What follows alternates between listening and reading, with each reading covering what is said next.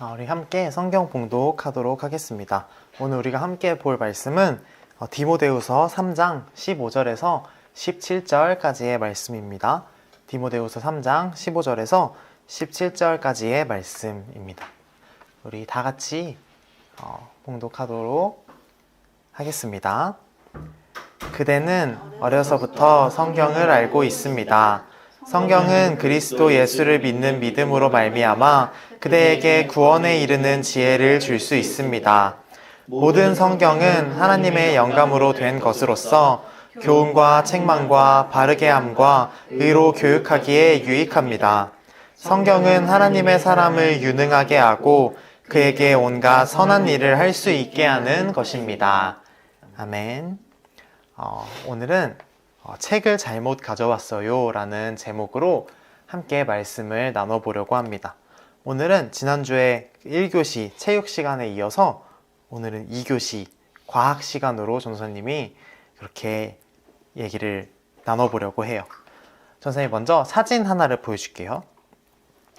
시우는 혹시 이게 어떤 사진인지 알겠어요?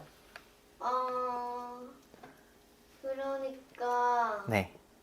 맨 앞에 네. 이거는 실험이고 네. 이거는 국어 시간이고 네.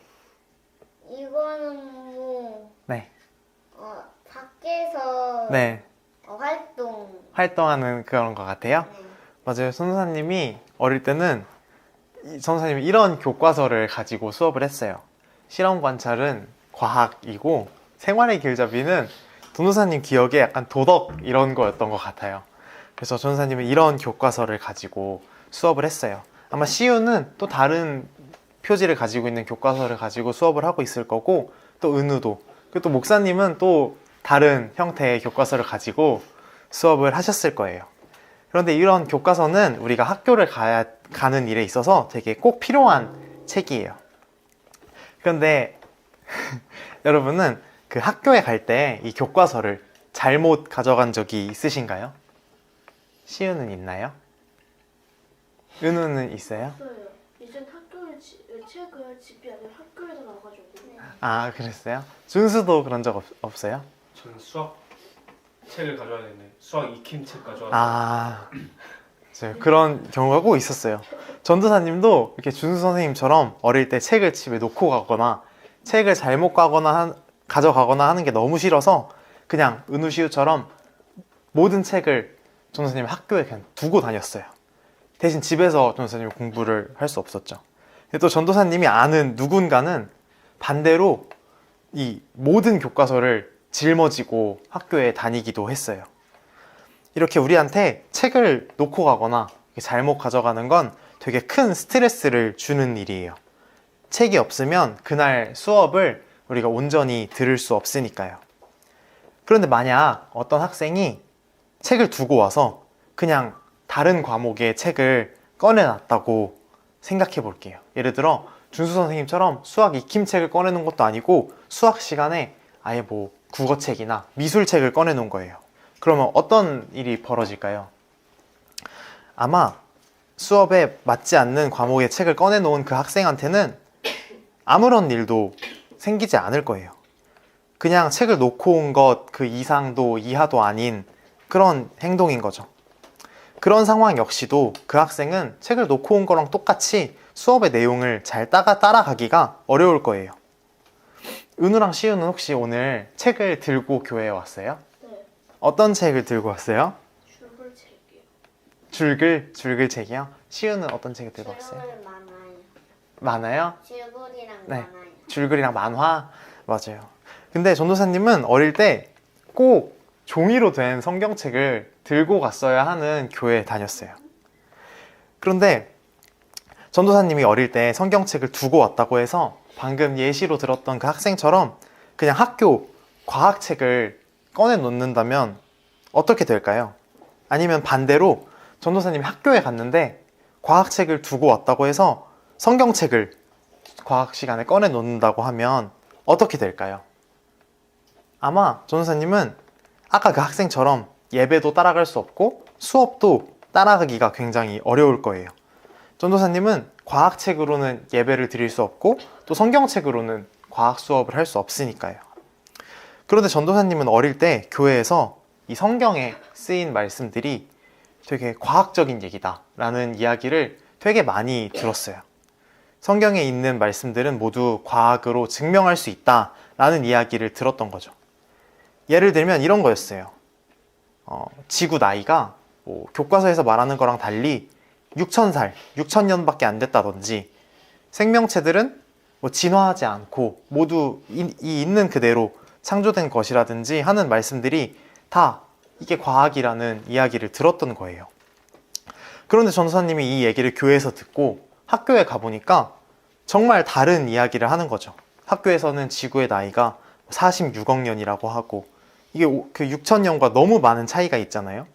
게다가 학교에서는 모든 생명체는 진화라는 과정을 거쳐서 이렇게 인간의 모습도 되고 또 뭐 고슴도치도 되고 했다고 이야기하는 거예요.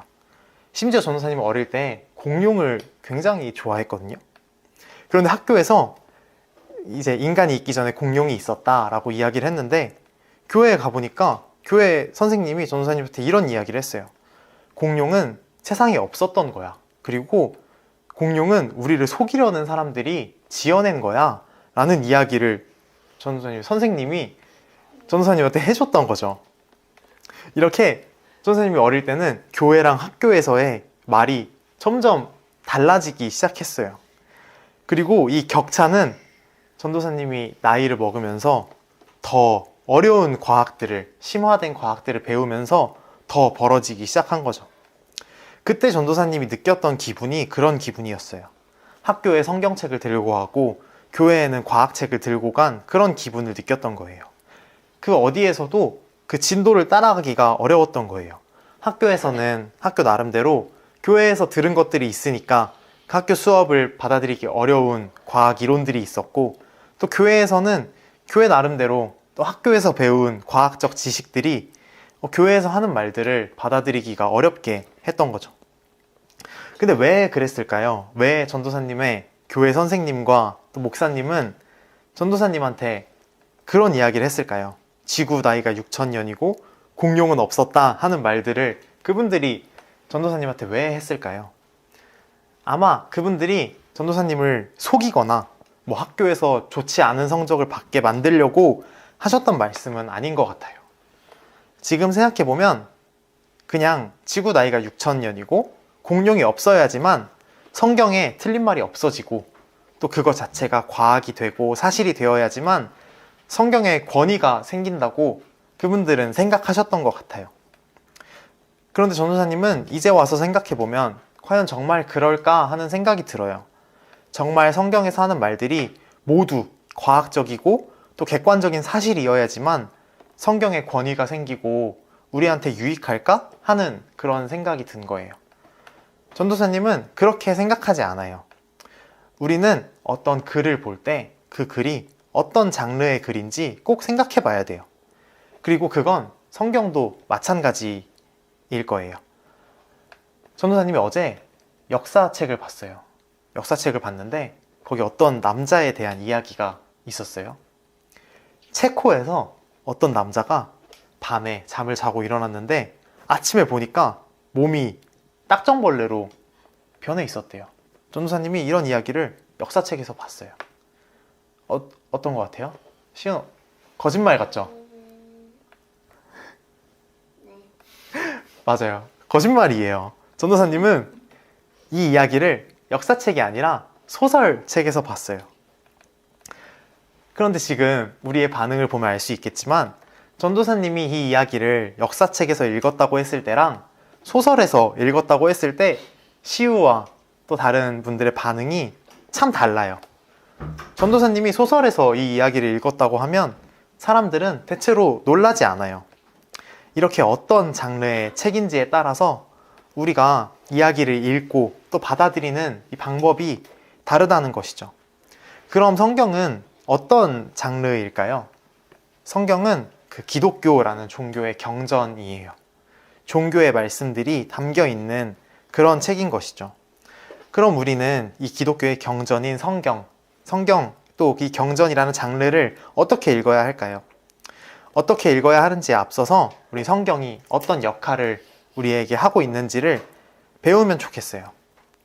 마치 역사책이 실제 역사를 말해주는 역할을 하고 또 소설책은 세상에 없는 이야기를 하는 그런 역할을 하고 있는 것처럼 우리가 그 책이 어떤 역할을 하는지를 알아야 또 어떻게 읽어야 하는지 알게 되니까 성경의 역할을 먼저 알아볼게요. 이 성경의 역할은 우리가 오늘 읽었던 말씀에 나와 있어요. 오늘 말씀을 보면 성경은 우리한테 구원에 이르는 지혜를 주고 또 의로 교육시켜주고 또 유능하게 해주고 우리가 선한 일을 할 수 있게끔 하는 그런 역할을 해준대요.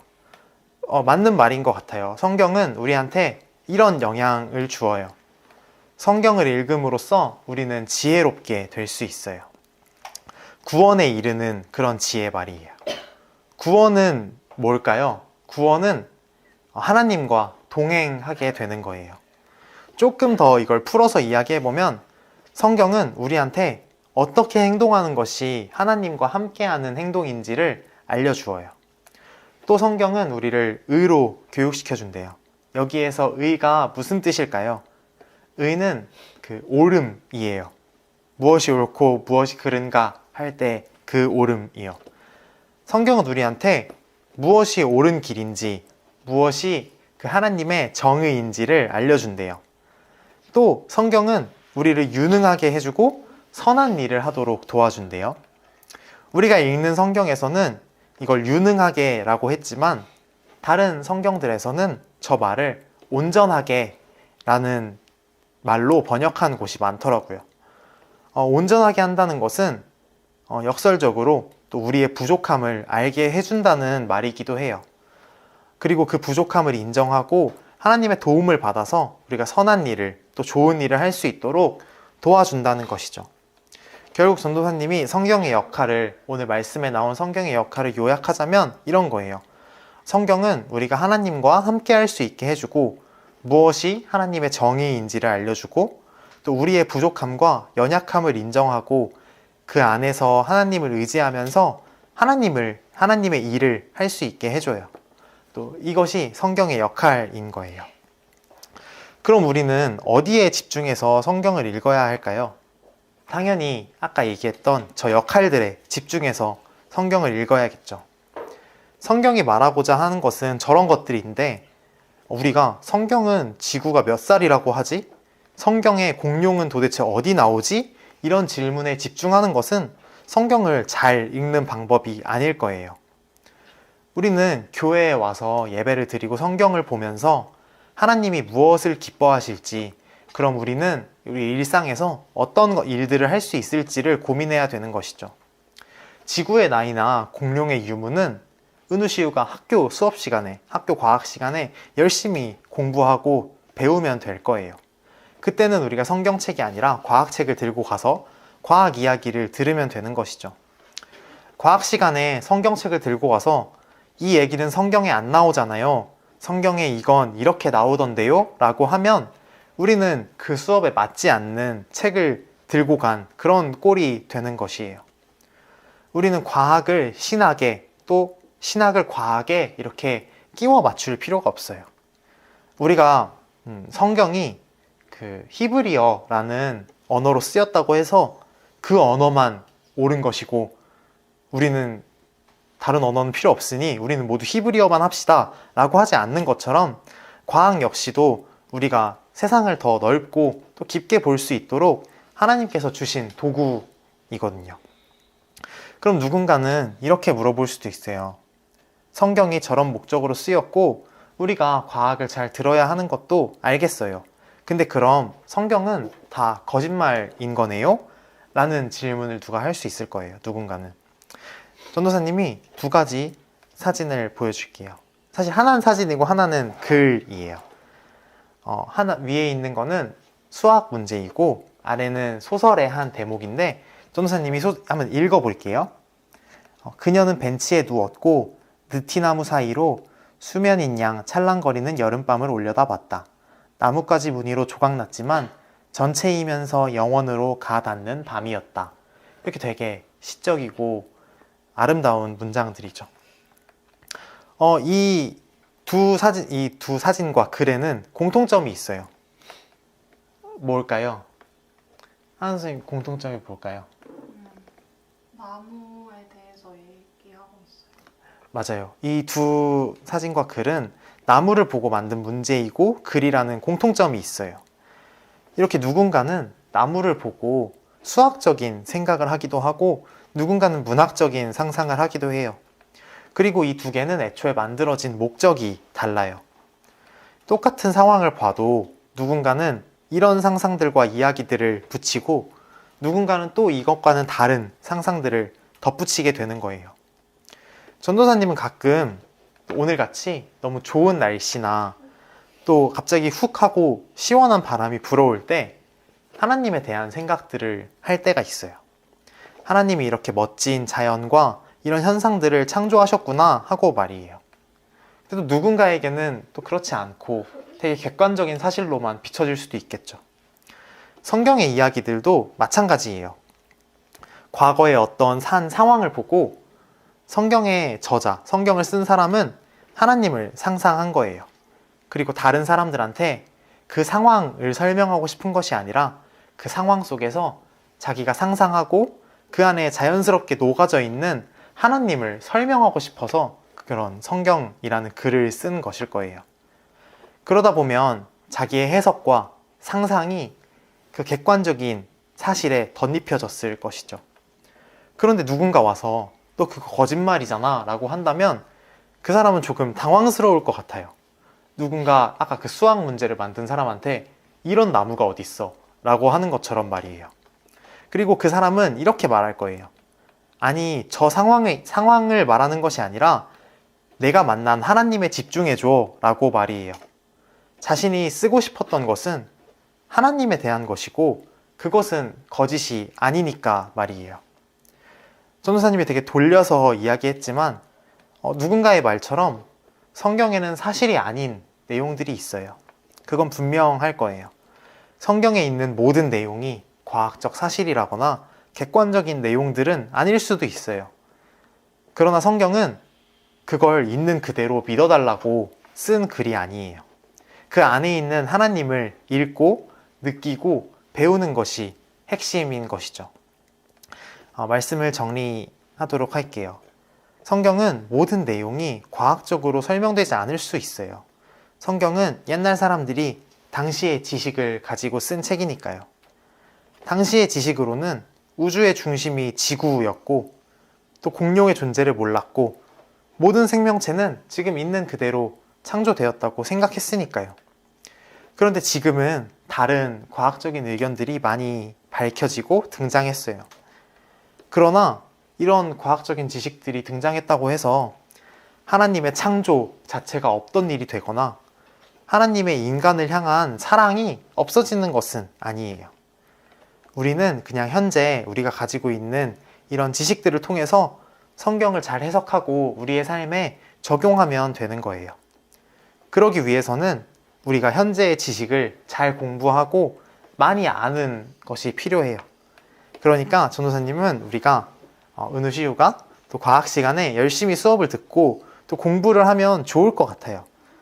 전도사님은 그런 지식을 쌓는 게 성경을 읽는 일만큼이나 하나님을 사랑하고 하나님을 알기 위해서 노력하는 행동이라고 생각해요.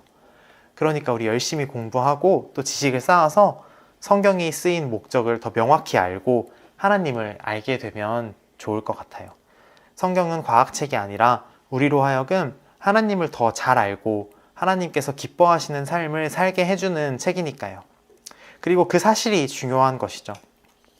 우리 이 사실을 잊지 말고 우리 책을 잘못 가져가는 일 없이 또 과학을 신학에, 신학을 과학에 억지로 끼워 맞추는 일 없이 또 서로를 이해하고 공부하는데 좋은 도구로 잘 사용하면 좋겠습니다.